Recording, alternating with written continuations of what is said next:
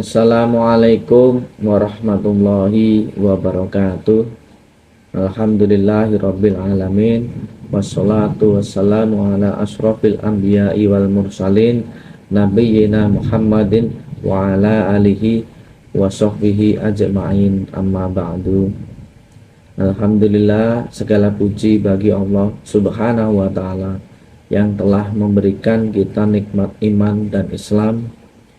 Salawat serta salam senantiasa tercurah kepada junjungan kita Nabi Muhammad Sallallahu Alaihi Wasallam beserta keluarga, sahabat, dan seluruh pengikutnya hingga hari akhir. Pada bulan suci Ramadan ini, mari kita tingkatkan ibadah kita. Salah satunya yaitu dengan membaca Al-Quran. Karena Al-Quran merupakan pedoman hidup umat Islam yang diturunkan Allah sebagai petunjuk bagi manusia.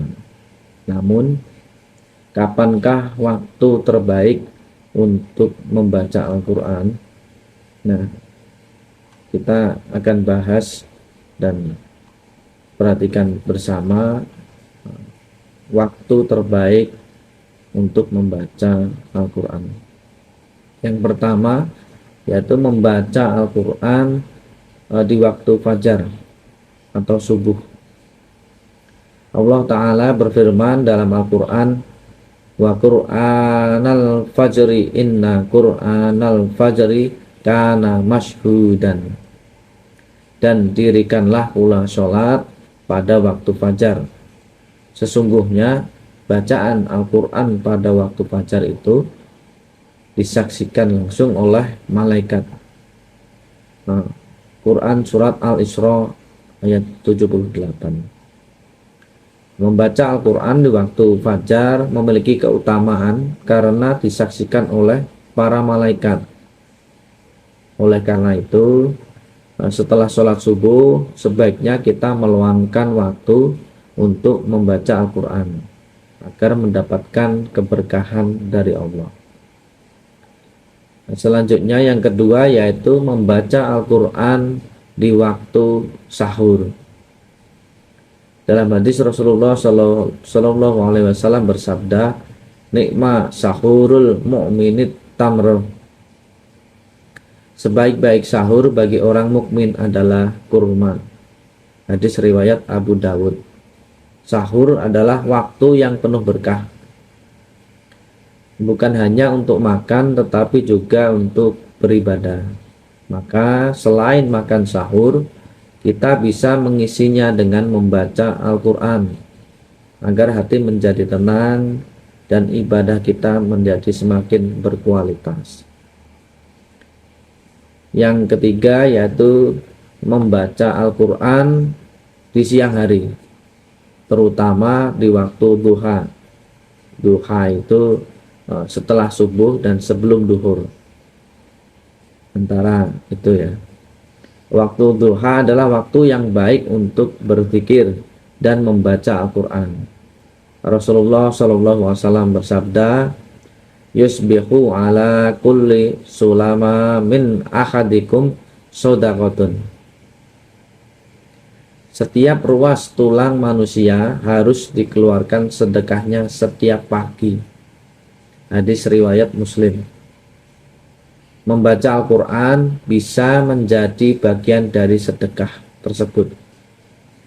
Oleh karena itu, marilah kita manfaatkan waktu pagi untuk membaca dan memahami ayat-ayat sucinya.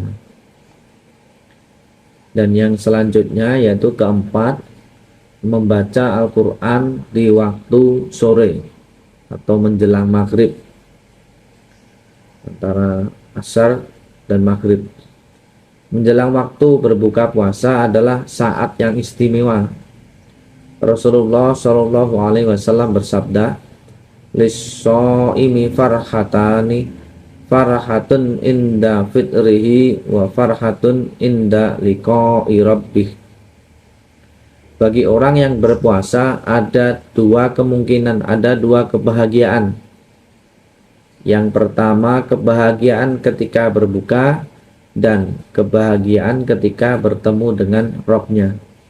Hadis riwayat Bukhari dan Muslim.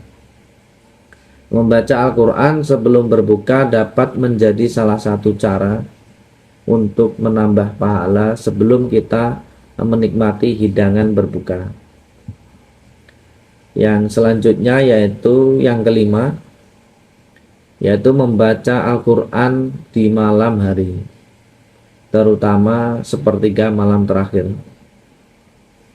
Allah berfirman, Inna nasyi'atal laili hiya asyaddu wad'an wa aqwamu qilan. Sesungguhnya bangun di waktu malam lebih kuat mengisi jiwa dan lebih berkesan bacaannya. Quran Surat Al-Muzammil ayat 6. Membaca Al-Quran di sepertiga malam terakhir memiliki keutamaan luar biasa karena saat itu Allah turun ke langit dunia dan mengabulkan doa-doa hambanya.